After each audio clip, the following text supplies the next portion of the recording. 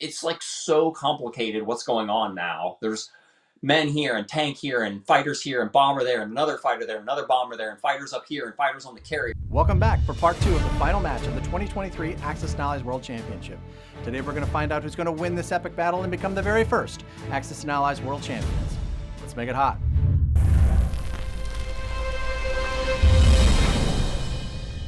Welcome to Board Game Nation. My name is Gary Blevins, and I had the pleasure of teaming up with Doug Thorpe to compete in the very first Axis and Allies World Championship event at Gen Con in 2023, sponsored by Renegade Games.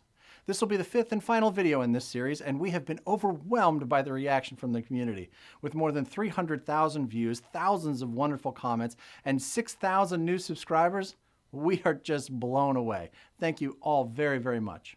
Of course, we also want to thank our friends at Renegade Game Studios for helping to make all this possible by sponsoring the entire video series. Renegade is the current publisher of Axis and Allies, and later I'll be sharing with you everything they have coming out in 2024 for this amazing game. To learn more about everything Renegade has to offer, you can visit your friendly local game store or use the link in our description. Before we wrap this series up, what do you want to see next? More Axis and Allies action or more championship level play for other games? Let us know in the comments. Speaking of the comments, here is our #1 comment on all of our videos. I wish I could find more people to play with. Finding a meaningful way to help with that is a big task, but I think we found a way to at least get started. If you're interested in finding opportunities to play this game and others in a casual or competitive setting, head down to the description or the pinned comment in this video. There you'll find a link to our Find a Player form. Complete that form, and when we can, we'll reach out to you about opportunities to play in your area. A few things to make very clear up front. First, we do not have all of the details worked out just yet, but we figure that finding out generally where people are and what they want to play is a good place to start. We hate spam, so you won't be getting any of that from us, and we will not be selling your information. Our goal is to try to help folks connect with people that want to play these amazing games. To do that, we have to find out where people are, how and what they want to play, and the best way to connect them. From there, we'll sort out how best to make it possible. It's a start. I hope that you'll join us.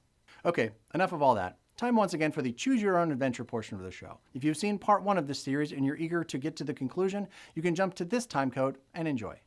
If you've seen other videos in this series, but you missed part 1 of the final, or you just need a refresher, you can jump to this part of the video for a quick previously on before you dive into part 2. If you're brand new to this series, thank you for joining us. Please hang out for just a moment. We've got some information here that will help make the rest of this video make sense for you. The 2023 Axis and Allies World Championship was hosted at Gen Con in Indianapolis, Indiana in August of 2023. This event is a single elimination tournament with 4 rounds of play. Over the course of those rounds, Doug and I took detailed notes on all of the action and snapped pictures of all of the games that we participated in. Now, of course, pictures taken tableside in the heat of a battle are never going to be particularly useful in trying to explain to anyone what actually happened in a game, and annotating Axis and Allies has always been challenging. So, over the past few weeks, using our notes and pictures from the event, I've reconstructed those games in the studio and taken much more detailed photos. Using those pictures, Doug and I developed this series to walk you through a game from each of those 4 rounds leading up to today's incredible final match. Our hope is that you'll be able to follow the action of the games as we move through them, and with any luck, you'll get a sense of what it was actually like to be at the table. We really want to get this right, so please make sure that you let us know what you think in the comments below. And while you're there, go ahead and subscribe and hit the bell so that when our next series is ready, you'll get a notification.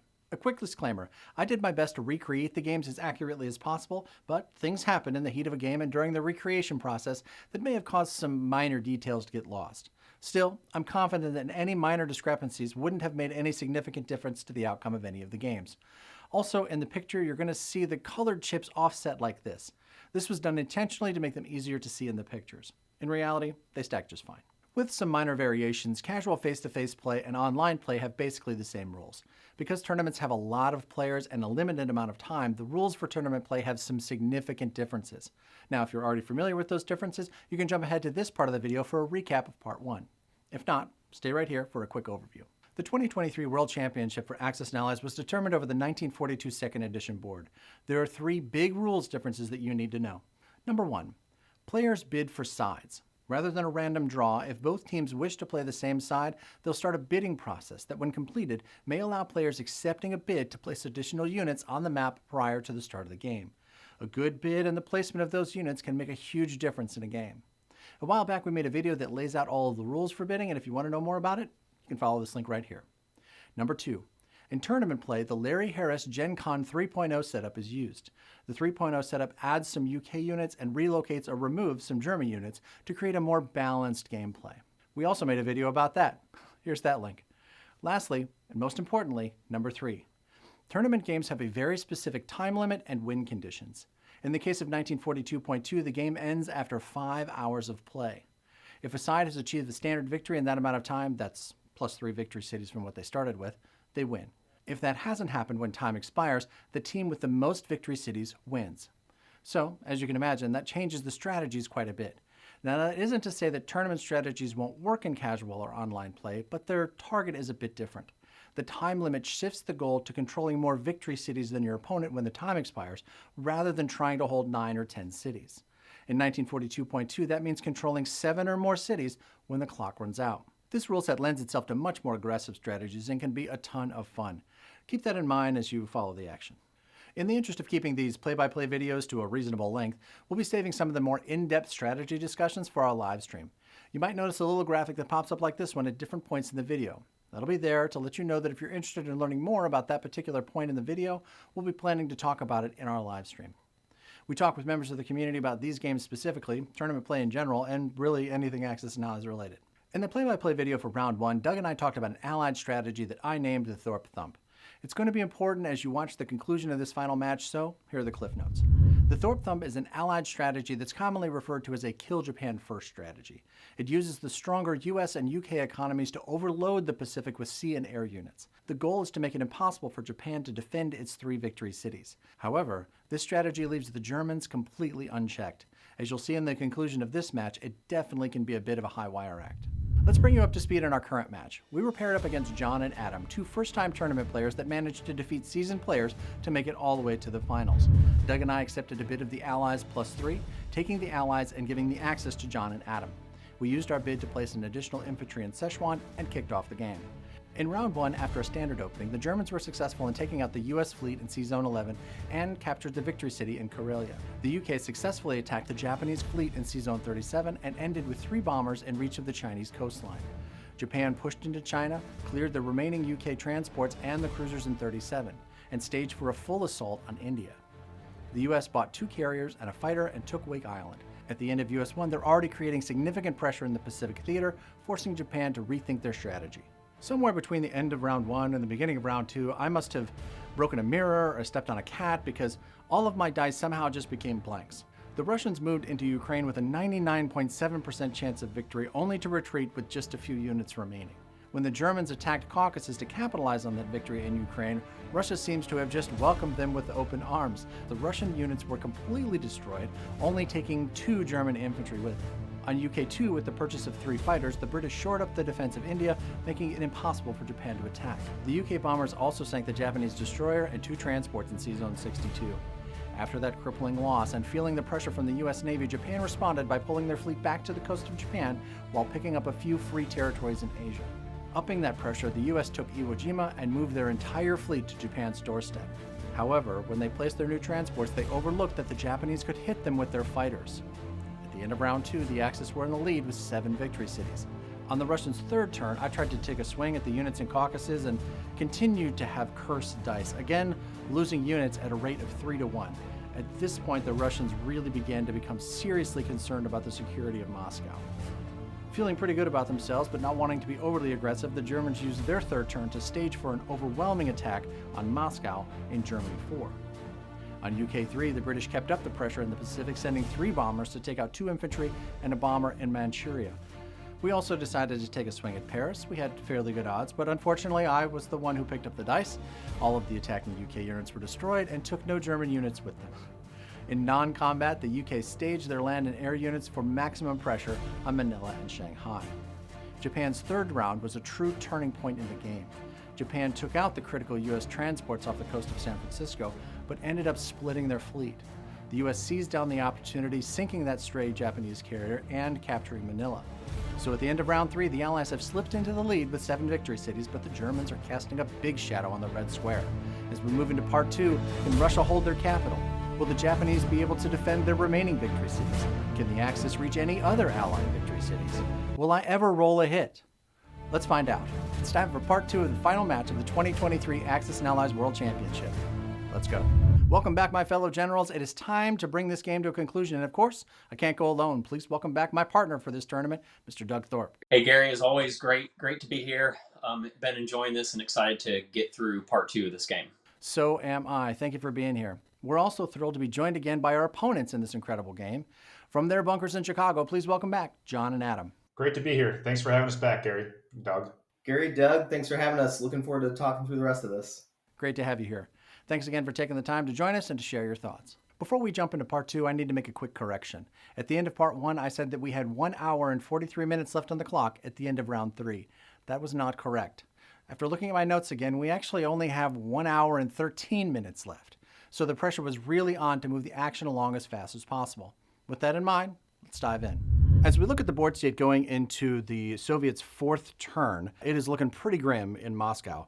We have a wall of Russian tanks to the north, to the south, and infantry every place else, plus some air units that are also within reach, and it is not looking great. So the first question that the Soviets have to ask themselves is, are they going to be able to defend the capital? Right now, the Germans can get to Moscow with 6 infantry and artillery, 19 tanks, 4 fighters and a bomber. And best case scenario, if we make a full infantry purchase here, the Soviets would be defending with 14 infantry, 1 tank, 3 fighters, and an AA gun. And when you put all that into the calculator, it comes up with a pretty bad day in the Red Square. So it doesn't look like we're going to be able to defend Moscow, but we don't want to give the Germans all of our IPCs either, and we don't want to make it a walk-in, so we go ahead and buy the 7 infantry with our 21 IPCs. For our combat moves, we decided to take out the guy in Manchuria. We sent in 2 infantry, 2 versus 1. We're favored to win in this battle. Then we decided to take a run at the 2 fighters in Sichuan. They just became too good of a target.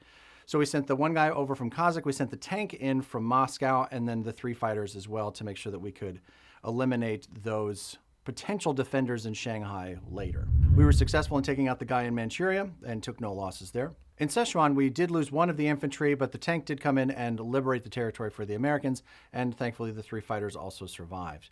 Total losses this time, the Axis lost 1 infantry, 2 fighters for a total of 23 IPCs, and the Russians only lost 3 IPCs this time, and I did roll for that battle. So for those of you keeping track at home, we're starting to move in the right direction. Well done, Gary. Thank you, sir. Thank you. I'm feeling a little better, like baby steps.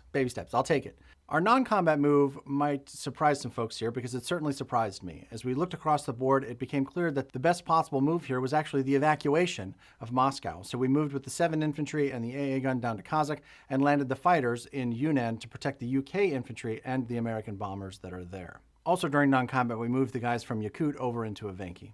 Doug, any thoughts about how we decided to play this out? When we moved the 2 guys down into Buryatia and then ultimately Manchuria, that we probably should have gone and forced down with the Russians, because now we kind of have these guys that are stuck in the middle of Asia, not really doing much. The idea here is to provide blockers in the middle of Asia. So if Germany gets the Russian capital, that we can slow them down rolling through Asia. Yeah, that's a really good point, Doug. So one of the things to keep in mind here is that you need 7 victory cities to win. We've just said that we're not going to be able to hold Moscow. That's going to take the lead and give it back to the Axis. They're going to have 7, we're going to have 6. So in order to win, we're going to need to absolutely take Shanghai, and we cannot lose India. So this move hopefully puts some additional pressure in Shanghai, or gives the ability, hopefully, to make that a little bit easier for the Allies to take.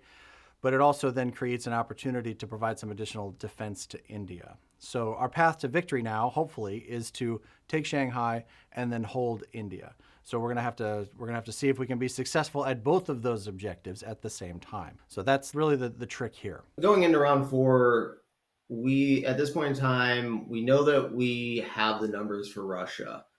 And so we want to take Russia out and then also start to push down towards India. And the hope was there that we could relieve some of the pressure that UK was putting on Shanghai. We felt confident that we would be able to get through Russia and continue on, but we did not see you guys stepping out of Russia, taking the infantry and fighters down into Kazakh and just doing a full retreat out of Russia to help set up a blockade for India. The Russians mobilized their soon to be sacrificial 7 infantry in Moscow and end their turn, collecting 19 IPCs. We did take Manchuria this time, which is good and bad. Good because we got Manchuria and it creates a nice place for us to land. We did get rid of another Japanese infantry unit off of the mainland, but it created 3 additional IPCs for a capital that we know is about to get taken. So with this board stage, John, what were you thinking going into Germany 4? We were in a great position. The Panzer Division was unstoppable. Moscow was imminent. It was going to fall. Africa has fallen right behind that.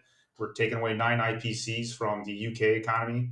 And also, with the imminent fall of Moscow, we're about to collect the Soviets' money from their turn. They just collected the 19 IPCs on the screen there. That all makes a lot of sense to me. Of course, I'm curious if you've started to eyeball India at this point. Yeah, so with the Russians retreating, kind of surprised us, or more annoying that they're dropping back to Kazakh. Before it was a full attack to Moscow. Now we're going to split up, and now we got to do the math to figure out how many tanks we're going to bring into Russia, how many tanks we're going to try to bring down to Persia, and also split up the attack to where we got to cut off the Russians' access to India. We thought that you guys are trying to reinforce India with the Russians. Thank you, John. With all that in mind, the Germans purchase 5 infantry, 4 tanks, and a fighter to get them started. They saved 2 IPCs this turn, and they moved into their combat. On Germany 4, the combat moves played out like this. They came with the 3 infantry and the artillery from West Russia, the 8 tanks from Karelia, 1 of the tanks from Caucasus. The other 10 tanks headed down to Persia, joined by the infantry coming over from Transjordan. Of course, you made a blitz through Africa.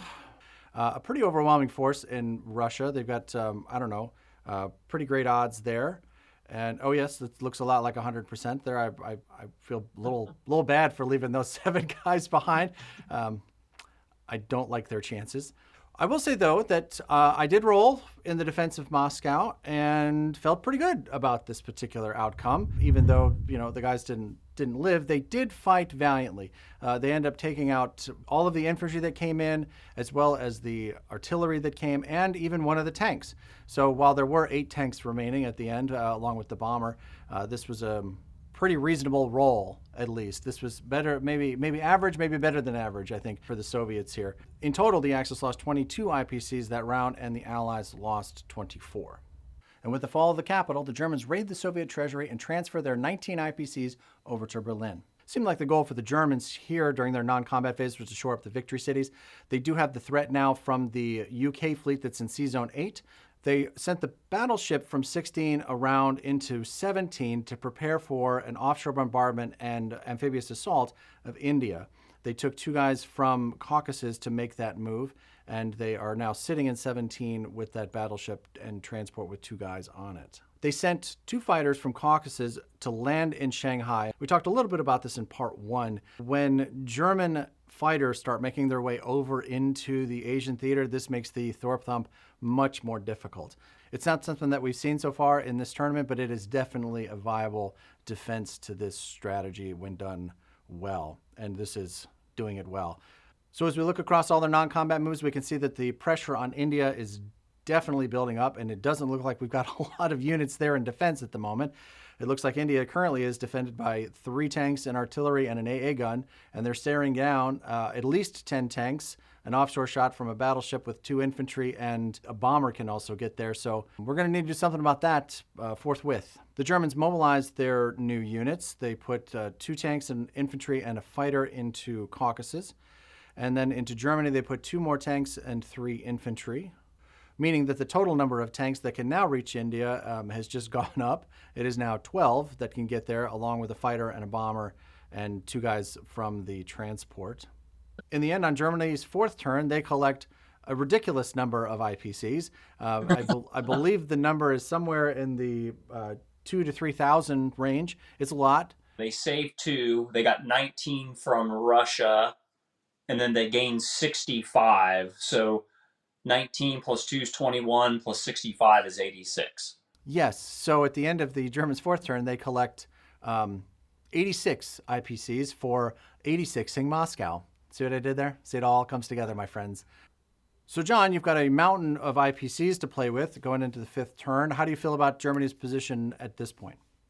Felt really good. Moscow fell like we were planning. Like I said, it was a little offset there when The Russians retreated, so to counter that, we took Persia.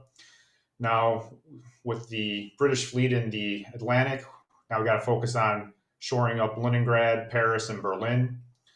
And normally, if we had more time, because we're constrained to, I think right about this time in the game, we found out that we're probably going to get one more round in only. So we had a plan and push everything as fast as we could towards India. But if we had a little more time, this is, I think, where we would probably advance a little slower, bring all the tanks up with some infantry, some cannon fodder, and also we got the tanks back in Russia. It would have been nice to kind of move that whole column of tanks down together. But with where we're at with the time, we had to push everything as fast as we could. Yeah, that is one thing that's really important to keep in mind in tournament play. So we started the round with an hour and 13 minutes left on the clock. At this point, we are just under an hour, and so we did our quick powwow and decided that we were going to play through round 4 and then also all the way through round 5. So we've got this turn and one more after this before the game will be over for time. Knowing that you only have 2 moves left or 1 move left in the case of the Russians really makes a big difference in what your choices are, where you place things, how you buy things, where you place them. It makes a big difference. So keep all that in mind as we come to the end of the 4th turn and start the 5th turn. So Doug, I said in part 1 that I'm primarily responsible for what happens on the Atlantic and Europe side of the board. I've done a great job. We've got lots of new friends that live in our territories now, but you've got a little pressure on your side now. I'm curious what your thinking is on how we're going to hold India, how we're going to take Shanghai. Yeah, thanks, Gary. I appreciate it. I appreciate you making such good friends that you're sending them my way in order to pay me a visit. I'm here to help. Yeah, this is not good. India's in a lot of trouble, and the question is, do we try to hold on to India and put all of our money there, or do we try to build up an Atlantic fleet and try to get a shot at one of these victory cities? We talked about it. I don't think we were convinced that we would have a legitimate shot at one of the German victory cities, so we felt like trying to hang on to India was the best option that we had. So we went with a 3-fighter build in India. There's a lot of allied fighters that can also get there to help defend, so we're still going a bit all in on that side of the map. And so we did the 3 fighters, and then we had to go after this little build up with the Japanese infantry and the 2 German fighters that are in Shanghai. If we let the rest of the Japanese get there, those other 4 land units that are in, and then potentially bringing even more guys and more fighters across from Japan, it's just going to be too many infantry, too many fighters. So we send the British air in order to get rid of the German fighters. So the idea is if we clear out those 2 Japanese infantry, get rid of those 2 German fighters, then Japan just has less to bring to bear again into Shanghai when they recapture it. We're not trying to take the territory at this point. We're just trying to kill the units so there's not too much of a buildup to where a 1-2 punch won't be able to take it out. So I go with the bombers from Britain and the fighters in order to clear those land units out of there. We send the submarine after the Japanese destroyer in Season 60, and then we advance into Kwangtung in order to give us some land units for a shot at Shanghai in order to capture it. Well, let's see how that worked out for us. We were successful. We had a very, very good roll here. It wasn't me, it was Doug. Doug had a very, very successful roll here and was able to clear out all of the units in Shanghai without losing any units of their own, which was impressive. Unfortunately, the sub did not survive the attack on the destroyer in Season 60, and of course we stepped into Kwangtung without any problem. Total Axis losses this time is 29 IPCs. That's the 2 German fighters and 3 infantry that were in Kiangsu. And the Allies lost 6 IPCs with the sub that made a valiant attempt to clear Season 60 and failed. For non-combat, it was all hands to India that could get there. That ended up being 2 infantry from Burma and an additional fighter. The bombers that had gone to Kiangsu landed in Manila so that they'd still be within range of Shanghai or Tokyo if that opportunity were to present itself. And the 3 fighters that were involved in Kiangsu, they only had 1 move left, so they had to land in Manchuria. Another reason why the Soviets had to step in and take that territory so that those fighters would be able to get there and have a reasonable place to land. Yeah, I should mention that it might have seemed like the right play was to send the British fighters back to India to defend it, but really Britain with a little bit of more of a presence here in Asia is the one that's probably going to have to take the punch at Shanghai. So it seemed to me like putting the American fighters potentially in India, depending on what Japan does, is the better defensive move than the British fighters, because if you put the British fighters in India, they have no shot at getting to Shanghai. So that's why we kind of employed the British fighters in the way that we did. This is one of my favorite things about Axis and Allies, particularly when you get into these kinds of situations and in tournament play. You have a set number of pieces, you've got a set amount of time and a set number of moves left, and it becomes this really interesting puzzle that you're playing against someone else. So the Russians' move into Kazakh changed what the meaningful options were for the Germans. Now the Germans have gone and they've created a whole new set of pressures that changed the available options for the British. So now the British have gone and Japan will have to figure out what they want to do. And even after Japan goes, all of the US's options will have completely changed. The dynamic puzzle of it is what makes this such a great and engaging game. To your point on that last thing you said, Gary, that's one of the great things about going to the tournament. Like when Adam and I play, you kind of get to know the player and then getting a chance to see other players and other dynamics, things that you've never seen before. So that's not only is the game that much funner, but it's new things that come out. So it's one of the nice things that I learned, or one of the nice things that I enjoyed about the tournament. Same here. The first tournament that I went to, I ran into Doug, and he was playing with a friend of ours, John Bosch. He used a similar strategy to play me here, and it was a strategy that I hadn't seen before. So I know exactly what you're thinking because I had exactly the same issues. In the Atlantic side for non-combat, we decided to move the fleet from C-Zone 8 back to C-Zone 7. The UK mobilized their 3 fighters into India, and boy, at the end of the UK's 4th turn, it is still looking a little thin there in India. I'm curious how you felt like that turn went. I felt like the round went well. I mean, the attack on Shanghai couldn't have been better, but I'm still pretty concerned about India, and I think that Britain's going to need someone to bail them out if they have any hope. Yeah, it definitely is looking a little bleak over there, so we'll have to see what happens. At the end of the UK's 4th turn, they collect 27 IPCs. They had saved 1 from the previous round, so they end with a total of 28 IPCs. It is not hyperbole to say that Renegade Game Studios' investment in Axis and Allies has created an incredible renaissance for the game. In the fall of 2023, Board Game Nation put out a video that we called The Next Chapter. In it, we opened up Renegade reprints of Axis and Allies 1941, 1942 Second Edition, 1940 Europe and Pacific, and 1914. It was a ton of fun. However, with everything that Renegade has coming out in 2024, we might have to make a next chapter video or a chapter after that, or I don't know, something. We'll figure it out. For now, let's take a quick look at the Axis and Allies games that Renegade has available for pre-order for release in 2024. They're reprinting one of my personal favorites, Guadalcanal, a 2-player duel for control of the Solomon Islands. Next is the first of 2 brand new games, G.I. Joe Battle for the Arctic Circle. This one is for those G.I. Joe fans out there and uses Axis and Allies mechanics. Very, very cool. The second brand new offering from Renegade was the result of a community vote, North Africa. We love everything that we've learned about this theater-specific game so far, and we can't wait to learn more. Lastly, the one everyone's been asking for, a complete reprint of the Anniversary Edition, is now available for pre-order. This game is an absolute masterpiece and a must-have for any fan of the franchise or just awesome games in general.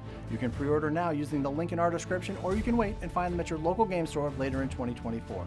Either way, we can't wait for the community to dive into these old favorites and brand new adventures. See you at the table.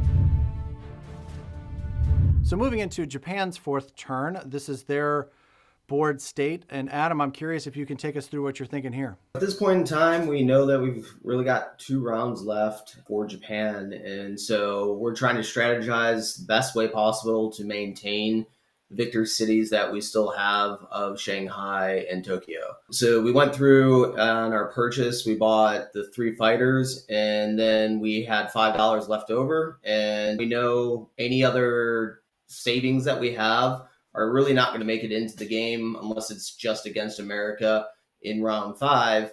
So we buy an AA gun to put in Japan just to help protect and bolster that a little bit. For their combat move, they decided to make a stab out into the Pacific. They sent their remaining transport with a guy and an artillery from Japan to capture the undefended Iwo Jima. Of course, they took it without any problem. And then during non-combat, they brought their entire fleet back together in C-Zone 59. The 4 fighters that were in Japan split, 2 of which came to the carrier in 59, the other 2 to Shanghai. All of the land units that were on Wii stepped back into Shanghai to defend its territory. Adam, can you walk us through Japan's decisions here? We started going through and thinking of different ways and possibilities that we could maintain these victory cities, and looking at what just happened to us the previous round with the UK, where they sent their entire air force over and just destroyed us. That was a rough battle, not getting any hits on there. It would have been nice to have taken out one or two of those planes, especially considering we had fighters there in defense, but obviously not the case. So we know that that is once again sitting there as a potential to come and take out any ground troops that we get into Shanghai. Additionally, we have the American fleet sitting over there, and they have, I believe, 6 fighters and at least a bomber or 2 as well over there to come at us. And knowing that any troops that we reinforce Shanghai with right now, if America's turn is next, they can take that air force over and hit the ground troops that we have in Shanghai, and we don't have an opportunity to reinforce it again before Britain and Russia get an opportunity to potentially just step right on in. So we threw a little wild card out here and decided to load up our transport with some of the guys in Japan and move over to Iwo Jima to give us the opportunity to next round to make an attempt at Hawaii on that final turn to take back one more victory city if we were to lose Shanghai. We sent enough of our naval out with that transport and the guys that they had to fully commit a move out that way to take us out, which distracted them somewhat from being able to come over and help with the Shanghai victory city. It's like so complicated what's going on now. It's a melting pot of colors and troops. How many troops are in spots that are not like their normal starting country on the board right now? You know, like you have Russia sitting in American places, you have Russians sitting up in Japanese territories, you have Japanese in American territories, you have Germans in India territories. Like it's just all over the place. And the only American units in American territories are 2 bombers of all the things to be there. Right. So this is definitely a weird board state. We're at J4 and we have like 45 minutes left. It wasn't strategy. It was just like kind of how the pieces fell. But the fact that there's like stuff everywhere on the board is like, I think it's why we actually all played these last round or 2 kind of slowly. Yeah. And you got to be thinking about the order of operations too. Yeah, right? exactly. Like if you make your move, who goes between you and your next turn? And is there somebody there that can take you out that allows somebody else to just walk in? It is definitely easy to get blinded by the complexity of a situation like this, but one thing definitely seems clear to me. Japan is trying to outflank the Americans. Yeah, I think that's exactly what they're trying to do. That's super annoying. I was really angry that they took Iwo Jima back from me. No, seriously though, like, yeah, that's a problem because they're kind of behind our line, behind our Navy. So unless we can do something about it, we're not going to be able to defend Hawaii very well.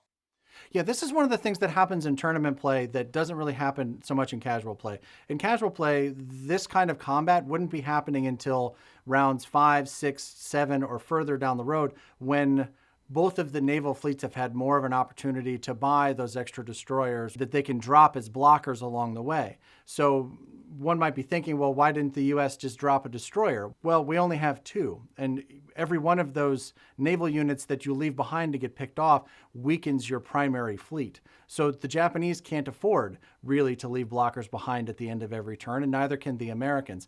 So you end up with these big fleets that are more likely to be able to move freely around the board than you would see in a casual game where the fleets are bigger and have more available smaller units to be used for blockers. The Japanese non-combat move here really surprised us. I thought this was a really clever and innovative move. We forked the fork. That's right. Doug, we've got a lot happening here. There's a lot of different options and a lot of different moving pieces here. Walk us through what you were thinking. By moving their fleet to Iwo Jima, I both feel like it created a problem and an opportunity. So I think the problem is we have to consider what they can do with that fleet, namely take a victory city of Hawaii. The other problem is while we were focused solely on hitting Shanghai and taking that victory city, now we have to account for that fleet. We can't just take everything into Shanghai and leave that fleet there. But the opportunity it created was, that those fighters aren't inland to protect Shanghai. The land units that they took out to Iwo are not inland to protect Shanghai either. Again, opportunity and some challenges. So we have to destroy the fleet in order to protect Hawaii. And then what I want to do is take as much into Shanghai as possible to weaken it as much as we can, but balance that second part in particular with getting fighters into India. We took British fighters away in order to get rid of the German air that was in Shanghai. So America has to backfill those fighters because we have to get Shanghai and hold India. As far as my build, I decided to go with 3 bombers. At this point in the game, anything else that America builds is not going to get into the action. Probably a low chance of those bombers having any impact, but they have a better chance than anything else. So went with 3 bombers. For the actual combat moves, I sent the bombers that were currently in the west coast of the US, my 2 subs, and then the vast majority of my Navy into Iwo Jima because we have to wipe that out. I went with the 1 infantry that we have left, 2 of the fighters, and then our 2 American bombers into Shanghai to try to weaken the Japanese forces there as much as possible. Considering that this was US4 and we only had 28 minutes left to play, I thought this was a great move. It looks like we're going to be able to deal with the new threat that Japan has thrust into the Pacific. It's got a good chance of seriously thinning down the remaining units in Shanghai, and it leaves 4 fighters to add to the defense of Calcutta. So in the time allowed and in this moment, I think this was a really, really solid move.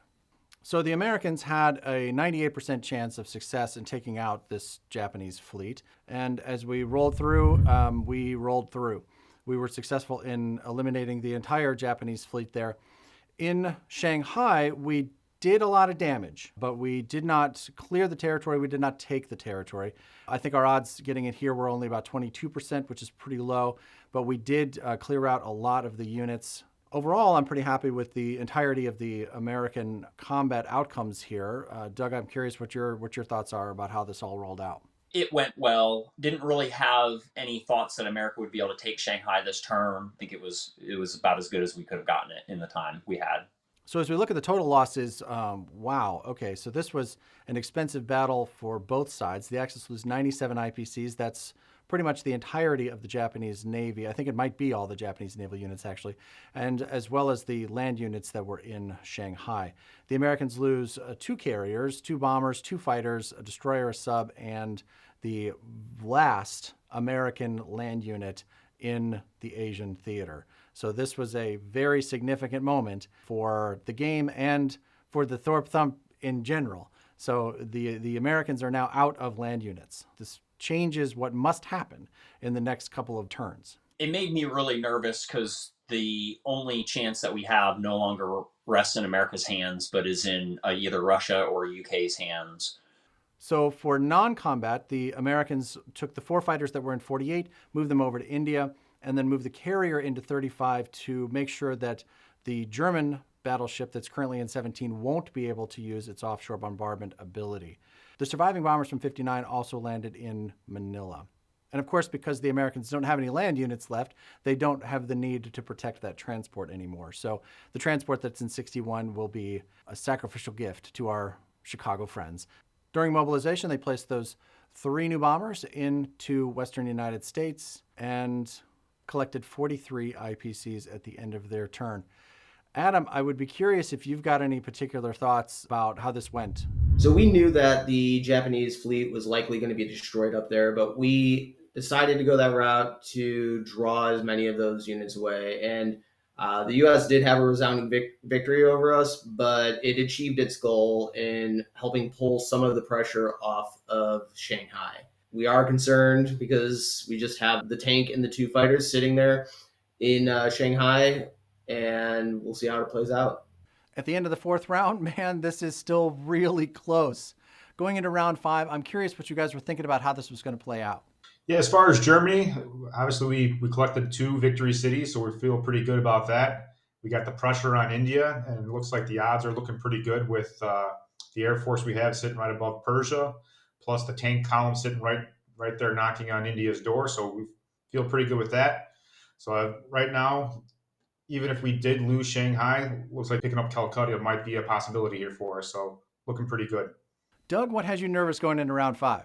I'm pretty nervous for India, and I think we now have a shot at Shanghai. I feel like our chances of getting Shanghai are actually decent at this point, but I think it's going to largely come down to whether we can hold in India or not.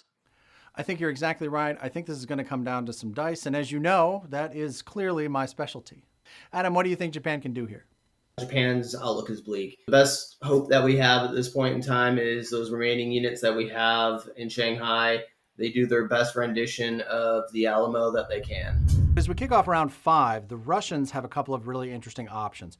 The first is, do they have a shot at going back at Moscow? I was looking at this position when we were sitting there, and we can get back there with 7 infantry, a tank, and 3 fighters, and they've got 8 tanks there. This is a possibility. When we look at the math here, we could go there with a 72% chance of success. The problem is, this is where turn order gets to be really important. If the Russians were to take this, they're going to get there and they're going to be done at the end of the combat with 1 tank left, maybe 1 tank and a guy, or maybe a fighter that can't stay there. So you'd end up with just a really light force. And of course, the Russians can't build there because they'll have just taken the complex.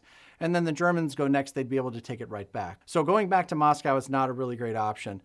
As the Russians consider their last combat move of the game, they have to think about how they can do the most good. We send the last 2 Russian soldiers from Manchuria to try to take out the tank, to take a swing here. They're 2 1s. They're not going to survive very long, but every unit counts when you get down to this part of the game. Knowing that the Germans are going to go next, if the Germans move to India now with everything that can get there, they've got about a 62% chance of taking India. Now, of course, we're sitting at the table and we don't have calculators, so we don't know this immediately right then, but it's a number that we're not comfortable with. We know that much. So the best thing that we can do is to go at it with everything that we can. And so the Russians send in 7 infantry, a tank, and it's 3 fighters at this column of tanks. Now, they've only got a 27% chance of taking this stack of tanks out. They don't expect to win here. The objective here is just to thin this down. So as we look at our combat outcomes, unfortunately, the 2 guys in Manchuria fell on their sword in Kiangsu, or they fell on someone's sword, maybe not their own, but they didn't make it. This is a moment of redemption for the dice rolling skills of Gary Blevins. Like I said, 27% chance to win this outright. We didn't win it outright, so I'm not going to say that this was some magical outcome, but we did do very, very well here. In fact, the total possibility of this outcome is about 8.5%.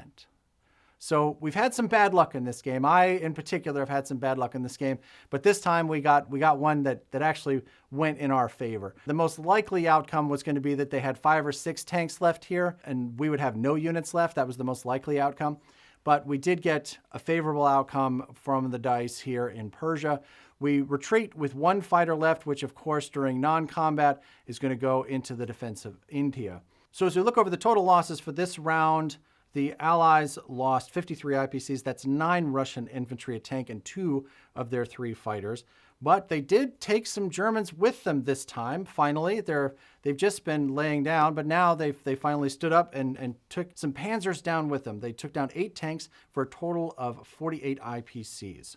Good rolling, Gary. It's finally time that you did this. You're back, man. I'm back, Thank baby. you so much. For non-combat, we landed the fighter in India, of course. The AA guns stayed in Kazakh as a roadblock for any potential blitzing tanks, as are the 4 infantry that are now in Novosibirsk that came down from Evenki. The Russians don't mobilize their units because they don't have any to mobilize, because they don't have a capital anymore, which is a bit of a problem. But we end the Russians' 5th turn. At the start of the Germans' 5th turn, we looked at clock. We had 20 minutes remaining. If the clock were to expire, the game would end wherever we were at that point. We would not be able to finish the last round. So we definitely want to push forward here as quickly as we can so that we can make sure that we can get through the U.S.'s turn. John, talk to me about Germany 5. So the wind kind of got let out of the sails on us here. That roll right there, Gary's back, obviously. He's rolling when it matters. But it just kind of goes to show that when you have a whole column of tanks and no one there to help soak some of the casualties, it's costly. So only sitting there with 2 tanks, like I said earlier, that if we had infantry there to soak some of those hits, it would have been nice and beneficial. But, we're in tournament play. This is what we got to deal with. But we're going to do what we can, and we're going to throw the kitchen sink at India. The Germans started by purchasing 8 infantry and 6 fighters because, why not? That's a lot of fighters.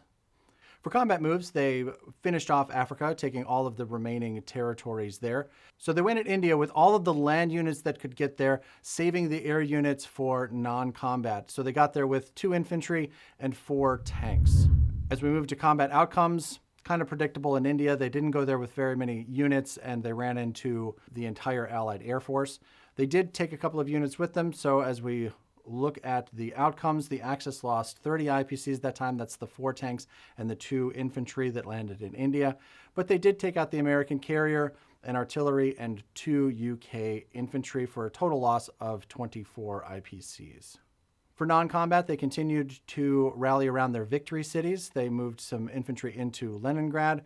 They moved the fighter and the bomber from Caucasus over into Kiangsu to further support that very, very important victory city. We should have moved some guys into France's. That were oversight because we were placing the units. I think I placed a couple infantry and fighters in Germany. That would have been a strong enough defense for anything you would have thrown at Germany. So it was a slight oversight running through the last couple minutes here. They mobilized 2 fighters into Caucasus, 2 fighters into Karelia, and then 10 units total. That's 8 infantry and 2 fighters into Germany. Then we turned it over to the UK for their 5th turn. In the interest of time, we didn't worry about purchasing anything because there isn't going to be a 6th round. And in this particular instance, it didn't really matter what the UK bought, so we decided not to waste the time. We didn't make any purchases here. Doug, can you take us through what the UK's options were for turn 5? The path forward in the Pacific is very, very easy. We have to take Shanghai if we want a chance to win the game. So we're going to go all in on Shanghai. The infantry and the tank are going in. The 3 fighters from Manchuria and the 2 bombers from the Philippine Islands all going to go in there and see if we can take it. And then we decided to go at France. Again, those just our best odds as far as what we could do there. They didn't really support France any. They just left the 4 infantry and the anti-aircraft gun in there. So we went in there as strong as we could. And then I picked up the dice again, and I thought I was on a roll. We weren't great odds. I'm not going to say that this was an overwhelming battle that we just got run over on.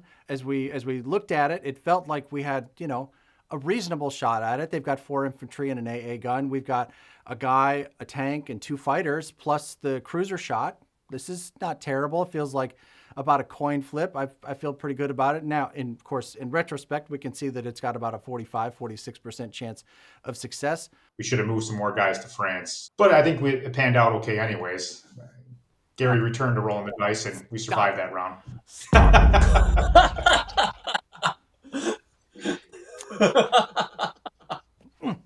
I got 1 hit. I got 1 hit out of all of those units, and all of the other UK units were destroyed. They're still standing in France with 4 infantry. So it comes down to what Doug can do in this battle in Shanghai. And I remember after rolling for Paris that I turned to Doug and I said, "Hey, Doug, do you want me to roll for Shanghai?" Yeah, I'll give you a guess what he said. I said, "No, Gary. Get away from here, man." Yes, I was sent to the concession stand at that point, I think. So as Doug picked up the dice to try to take Shanghai and secure our victory, we looked at the clock. We had about 9 minutes left before they were going to call the game. So this happened in a hurry. So what happened is we got everything on the battle board. We started to roll. In our first round of combat, Doug, being the professional that he is, rolled and got 4 hits. But the Axis did not lay down. They came back and got 3 hits. We had to lose 2 of the British fighters so that we could keep the tank to actually take the territory. But it only left them with the 1 German fighter. And on the next round, we were able to take that fighter out. But they still took 1 with them on their way out the door, leaving the UK with 2 bombers and 1 tank left over to take the territory. We have a really bloody battle here. The Axis loads 53 IPCs. Doug was able to take out the bomber, 3 Axis fighters, and a tank, and I got the AA gun. Well done, Gary. Well done, man. Thanks you, sir. For helping. It's a team game. It's a team game. But Doug was able to take the victory city in Shanghai. Circle gets the square, and with time nearly up, the Allies are in the lead. Japan could see that they had no way to reach a victory city, so at the end of the UK's turn, our new friends from Chicago graciously resigned. It was a fantastic and crazy game. And after such a close game, we were thrilled to get the big W. Doug, what were you feeling? It was a total nail biter. We had the shot at Paris. That didn't go well. And even, again, we didn't know the exact percentage in Shanghai. The battle looked very close with the number of fighters there and the bomber that they had to soak the hit. It was very close. It's just amazing because all of the pressure of the entire world championship fell on this one battle. Really, this two sets of dice rolls, and it was just amazing. Like the amount of pressure, the amount of tension, and excitement after it went well after that first roll there. Man, with all the mistakes that we made and my seeming inability to roll hits.